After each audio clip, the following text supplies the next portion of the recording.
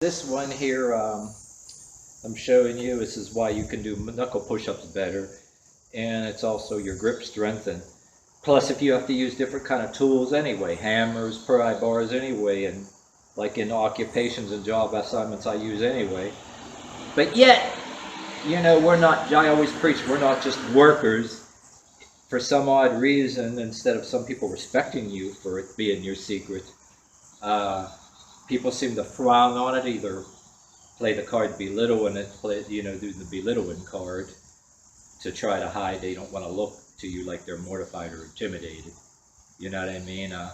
So they'll do the whatever. But then some people give you dirty ass looks or give you a hard time about it. But there's nothing wrong with it. But like in my occupations, I'm doing it anyway. But for the forearm, and yes, and I use this thing that, like in all my videos that you guys have been watching anyway, where you got for the splits, you do your knuckle push-ups with this. You can even use a piece of wood if you want to, but I like a weighted instrument because this is I compare this to people with their club bell yoga and their club bell stuff, which I say that there's like a flaw in it where the guys want to be macho and use bigger, heavier ones. Then you got the Summer Huntington and method where she's doing the club bell yoga, like very innovative, holding it like this and trying to do an arabesque there, which if I need to do my front split better for that and be able to hold like your figure skating or a ballet. Nothing wrong with it, but my things are different. I don't want to go on too far too much, but you can even use one of this weight class to your front lunges, instead of the heavier ones I use. No shame in going light. But I'm emphasizing on cranking the forearm. This is better than some hand grip thing. And this won't always get you the monster forearms that you kind of envy in some of these other weightlifters. Maybe they're shooting up some of them steroids or whatever the heck, But you will be feeling it, and for your size and for your stature, you'll be able to handle tools better and everything else. There will be a difference. Like even in some people that don't got the Popeye forearms, you'll feel when you keep doing this, you'll see, if you even see that much going in the forearm. Like I said, some of us, for some reason, unless you're really getting yourself jacked up on some kind of substances that the sports stars ain't really allowed to take, but if they sneak, they get kicked out of their sport or get fined or whatever sport they're in, however, you know what I mean? But people will look at you kind of funny because you shouldn't be able to wield even a heavier instrument like a hammer and be able to do it in a work. But so it's got a lot of other reasons, but it's got a lot of other reasons too, which you don't, people ask you, you're not going to deny, but you still, there's other kind of reasons why you're doing in life anyway, and people don't like it and they can't do shit about it. But yeah, if you want to be able to do knuckle push-ups better, to people who are just going right into these knuckle push-ups, breaking their wrists, or if their hands are too soft, and shatter them or whatever. Yeah, you're doing stuff like this, and at the same time, this is getting you ready for, and you can even do this, when you're doing a crushing grip, use this to do push-ups with, like I was showing in some of the videos. I'm just doing an explanation. Any of you guys that were with me long enough time. And if you actually want to, like it says too, what this is, you use it to stretch, to do back bend. Or even if you want this arm to be stretched out more so you can lift things over your head easy. That I have, some of us need this stretched out, you're doing that. And I can give you reference to an Indian club method, a Persian sword art type of thing, which instead of the heavy clubs they use, you can do smaller. So this is like Indian club too, if you're Persian with baton. My shit was born out of construction stuff at scrap yards. I mean, I tell you a whole story later. Scrap yards and everything else that I could have had videos done in front of piles of metal junk.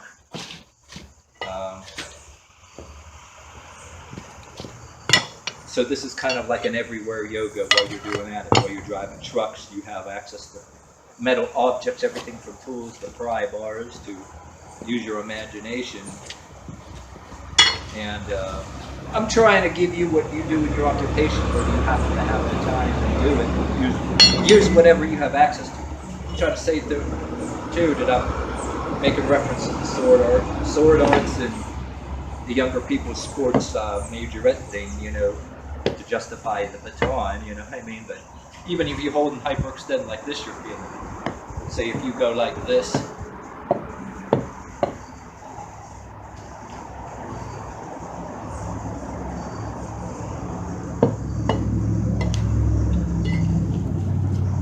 you're feeling it. This, if I want to go back, reference to the sword arts and different things in your back, it can look like you're drawing a sword out. But the same motion in your imagination, if you want to use what I want to talk to you about is a particular Persian martial art. I should take a clip from it. They have a thing called the hero's bow, or that bell-ridden bow, particular for a Persian martial art. This could not just be an Indian club or baton. The same motion, whether it's tactically correct for a quiver, for a bow and arrow or not. You know, you can say fuck the tactical correctness, and if you're in your LARPing clubs or whatever too. This could be an arrow. Say you want to do a hero's bow. I have to give you a picture of it. This could be like you're drawing an arrow. Pretend, hey, maybe you don't really draw from a quiver like this. It don't have to be tactically correct. It's about your imagination. This could be a sword, a club. This can be an arrow. Say you've got your bow right here. I think I was trying to do an earlier video. Had it held like this and draw it, touch it. But if you want to if you have a bow, which reminds me too, I wish I had the space. I don't own a bow, but I have pulled them.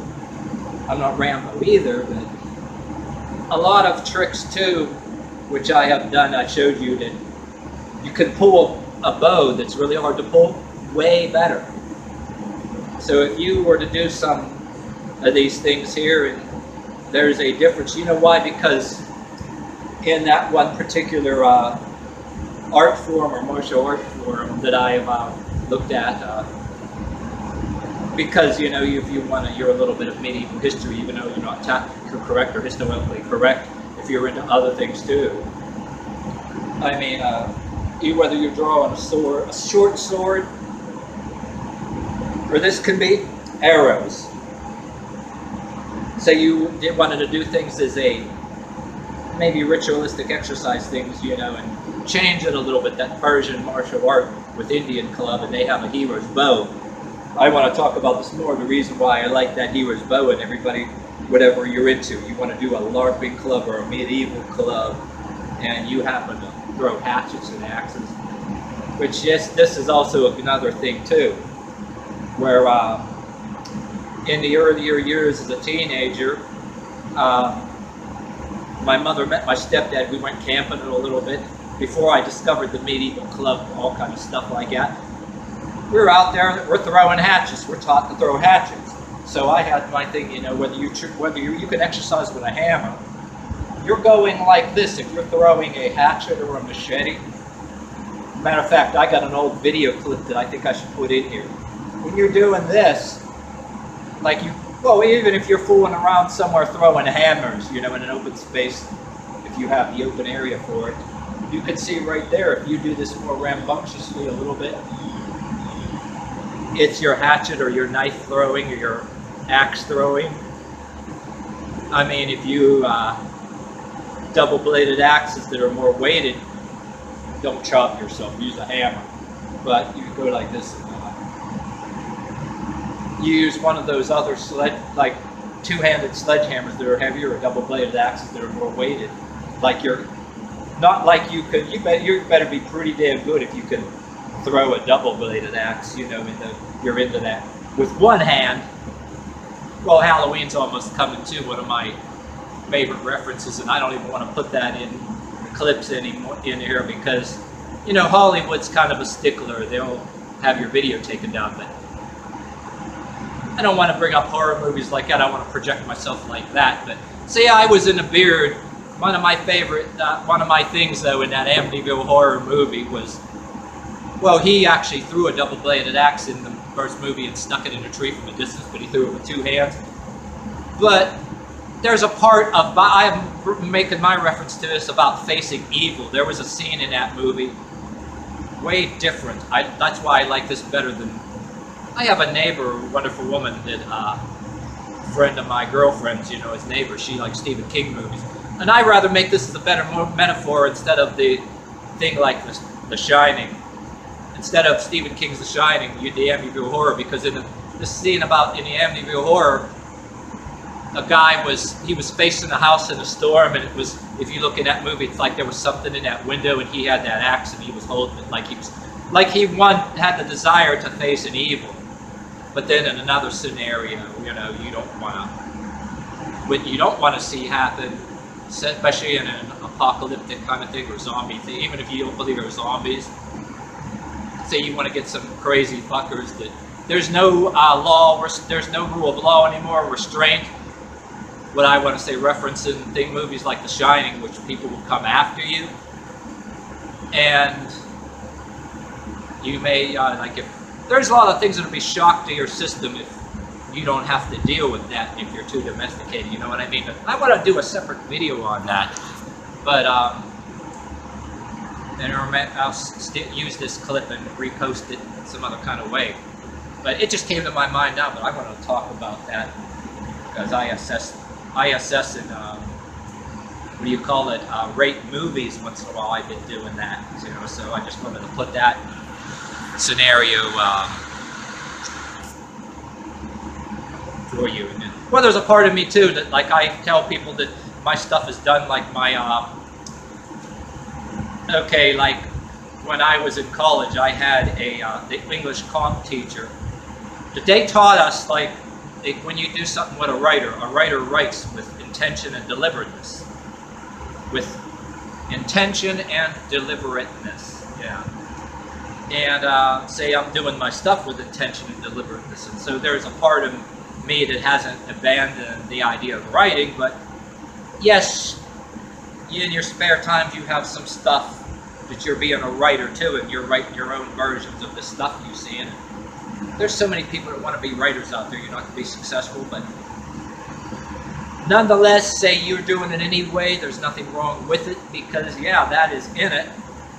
Not that I don't think I'm ever going to promote anything as far as writing, but yes, when you're doing a thing, you know, if you ever wanted to be a screenwriter someday or your own writer.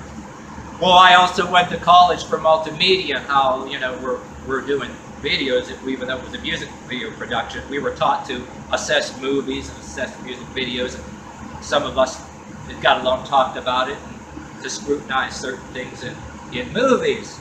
So I don't know, when you do something, you're doing a little bit of everything anyway. And then a lot of us talk about real life scenarios as opposed to movies where, you know,